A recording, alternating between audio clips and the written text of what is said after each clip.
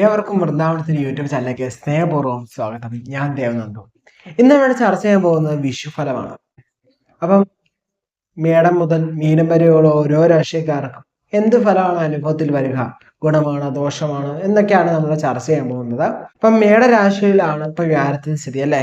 May 1 ശേഷം അത് എങ്ങോട്ടാവും? ഇടവൻ രാശിയിലേക്കാവും. അതുപോലെ തന്നെ ശനി എന്ന് പറയുന്നത് കുംഭൻ രാശിയിലാണ് സഞ്ചരിക്കുന്നത്. അതുപോലെ തന്നെ രാഹു മീനം രാശിയിലുമാണ് സഞ്ചരിക്കുന്നത്. ഇപ്പൊ പൊതുവെ വിഷുഫലത്തിൽ മറ്റുള്ള ഗ്രഹങ്ങൾ എന്ന് പറയുന്നത് ഇടയ്ക്കിടയ്ക്ക് മാറുന്നുണ്ടല്ലോ. ഒരു മേജർ ആയിട്ട് ട്രാൻസിറ്റ് ഇത് മൂന്നുമാണ്. അപ്പം നമുക്ക് അധികം താമസിക്കാതെ നമ്മുടെ വിഷുഫലത്തിലേക്ക് കിടക്കാം.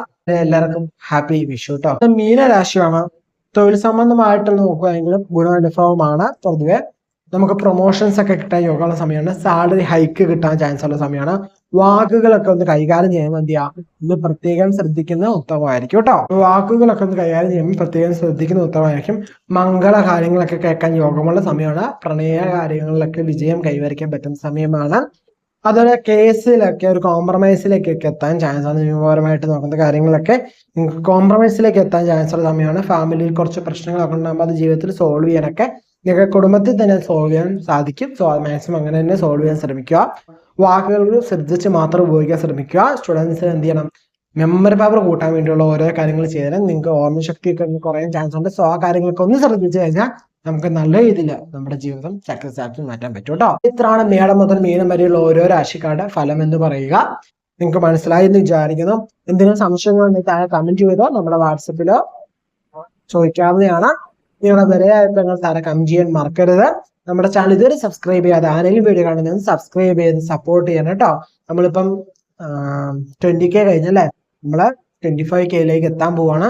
സോ നമ്മൾ എന്ത് ചെയ്യുക, മാക്സിമം സബ്സ്ക്രൈബ് ചെയ്ത് സപ്പോർട്ട് ചെയ്യുക. നിങ്ങൾ സുഹൃത്തുക്കൾക്കെല്ലാം വീഡിയോ ഷെയർ ചെയ്യാൻ ശ്രമിക്കുക.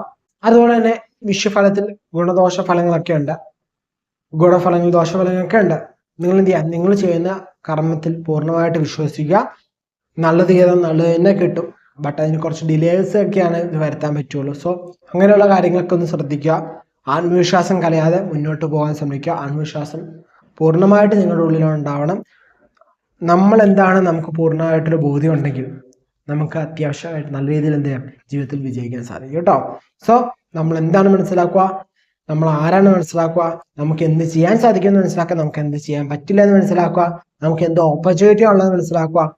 നമ്മളനുസരിച്ച് എന്ത് ചെയ്യുക, വർക്ക് ചെയ്യുക. നമുക്ക് നല്ല രീതിയിലായിട്ടൊരു വിജയത്തിലേക്ക് ഫോക്കസ് ചെയ്യുക കേട്ടോ.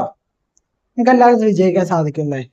ഒത്തിരി ടെൻഷൻ അടിച്ച് നിങ്ങൾ അയ്യോ ഇത്ര കാലം മോശമായിരുന്നു, ഈ മോശം സമയമാണോ, ഇനിയിപ്പം ഉള്ള സമയം നല്ലതാണ്, ഇത്ര നാളും കുറച്ച് നാള് നല്ലതായെങ്കിലും ചീത്ത ഫലങ്ങളായിരുന്നു എൻ്റെ ജീവിതത്തിൽ ഉണ്ടാവും. നിങ്ങൾ എന്ത് ചെയ്യുക, നിങ്ങളുടെ ജാതകം ഒന്ന് പരിശോധിക്കുക. ജാതകം പരിശോധിച്ച് കൃത്യമായിട്ട് കസ്റ്റമൈസ്ഡ് ആയിട്ടുള്ള പേഴ്സണലൈസ്ഡ് ആയിട്ടുള്ള പ്രഡിക്ഷൻ എന്താണെന്ന് മനസ്സിലാക്കുക കേട്ടോ. എന്നിട്ട് കുറച്ചുകൂടി ഫോക്കസ്ഡ് ആയിട്ട് നിങ്ങളുടെ ജീവിതം മുന്നോട്ട് നോക്കി കാണുക.